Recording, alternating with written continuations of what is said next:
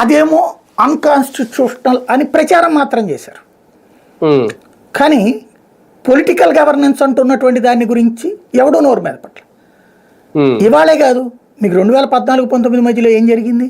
జన్మభూమి committee అంటే ఏంటి? అదే కదా, పొలిటికల్ గవర్నెన్సే కదా.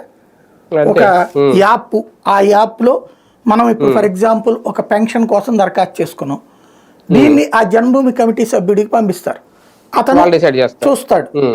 అతని కింద అక్కడ ఒక ప్రశ్నావళి ఉంటుంది, ఇతనికి మనం ఈ పథకం ఇస్తే ఇతను మన పార్టీనా,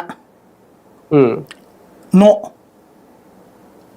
ఇతనికి కనుక పథకం ఇస్తే మన పట్ల సానుభూతిపరుడిగా మారతాడా, కార్యకర్తగా మారతాడా, నో.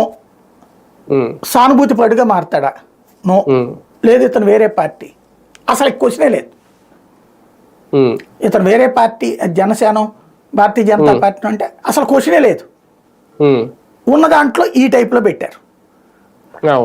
అంటే ఆ రోజున అది చేస్తేనే ప్రజలు వద్దన్నారు, అది తప్పన్నారు, అంత దారుణంగా ఓటమైంది.